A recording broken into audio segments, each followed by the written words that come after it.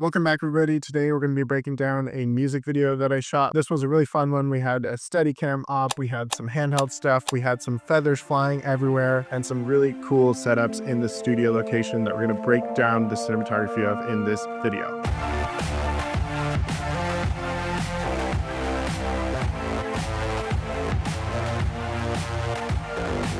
In classic music video fashion, this was a one-day shoot in a studio with sort of three different main setups that I'll take you through and take you through the theory of what we were thinking, the sort of camera movement, what decisions we made there, and then the lighting. The concept for this video was to showcase a dream that the main character was having about an experience at a nightclub and sort of capture the feeling of when you lock eyes with somebody across the dance floor and what that's like. This whole video was super gay, it was super club vibes, it was super fun to shoot, just a blast overall. The main three looks we were going for was firstly a black void look with a bedroom in the middle, so just a bed on a black void. Secondly, we were trying to recreate a nightclub sort of scene. And finally, there's a scene with a car in it. For all of these scenes that the director for this, Ryan, came up with this concept for, we wanted to make it a really black void kind of look. This is kind of a classic, polished, sexy, fast-paced music video look that you've seen before, I'm sure, and so it was fun to try to recreate it. Before we dive into the lighting portion of this, I want to talk about the camera movement a little bit. For this one, we were shooting on the Alexa 35, and we're lucky enough to have the square front Lomo anamorphics. They're sort of a vintage anamorphic that flare really crazy, and in pre-production that was something that the director and I had talked about, was these crazy anamorphic flares. I think this really helps with sort of the energy of the piece. As you'll see in some clips that I show, the flares sort of add to the energy of the club sequences we had during this, and the whole goal of this was to make it flashy and sexy and high energy, especially for the club scene. As far as camera movement goes, we were on a Steadicam for probably about 70% of the day, or 70% of the shots. We had a lot of well choreographed shots that we knew exactly what we wanted for them, as well as just getting a lot of really smooth coverage of them on the bed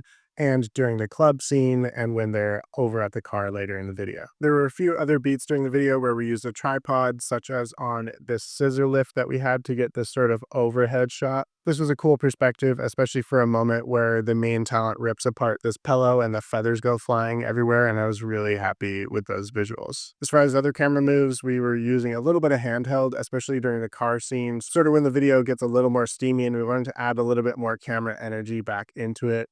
And also, this was at the end of our day when we were running out of time, and so going handheld is always faster. Okay, so diving into the lighting setup, how did we light this? Fortunately for us, we were able to rent a studio that already had an overhead softbox sort of pre-installed from a previous shoot. And on a one-day music video like this, that really saved us in terms of the time we had to set up. In classic music video fashion, you never have enough time or money, so being able to save hours, especially with the small G&E team that we did have, by using this pre-installed overhead lighting setup was absolutely clutch. For the setup, it was a 12x12 overhead with 4 Vortex 8s inside, and they were all connected to an iPad via Blackout, which is an app on an iPad that, frankly, I don't know how to use, but I hired a gaffer who knows how to use it really well, so we could trigger different lighting setups for the nightclub scene to get different colors in there, or if we just wanted to play with sort of the distance, if one side of the softbox was brighter than the other, to create sort of perception of a reverse side key light. Also already installed on the ceiling in this studio was 2 RE orbiters as backlights. These were just hanging from the ceiling, also connected to the iPad, so we had full DMX control of everything, which was super efficient. And having 2 backlights,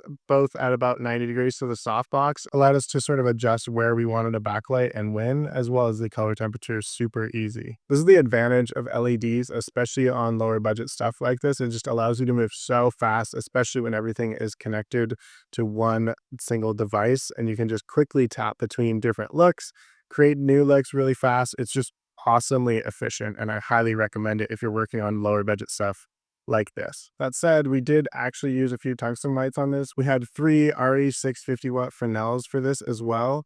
And for that, we basically just placed them in the background in the club scene to help ping directly into the lens.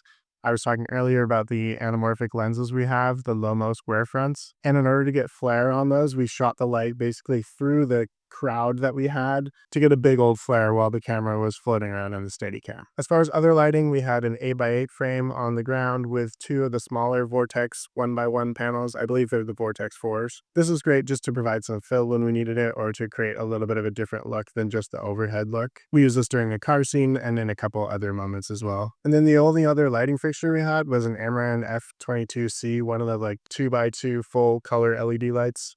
And that was great for a specific moment where we just wanted one of the characters in the video to be lit in color as if it was like a callback to the nightclub scene, while the other one is in sort of this bathroom look we had. Now in the bathroom look, we wanted to do this sort of floating mirror thing that you can see. And for that, the lighting was more or less the same as the bedroom look, but we just rigged this floating mirror that was then painted out in VFX in post. The director, Ryan, knew how to do some visual effects stuff, so that really helped us out on the day in terms of knowing what we needed and knowing what sort of capabilities shot-wise we could do in terms of being able to pull out the pieces of the mirror that we needed to later in VFX. A big shout out to my crew on this one. Thanks for the help, and a special thank you to Val for all the BTS footage. You crushed it. If you guys did enjoy this video, click the like button down below as it helps spread it to other filmmakers who might be interested in this behind the scenes, and click the subscribe button if you want to see more content just like this. All right, that's it. Thanks for watching.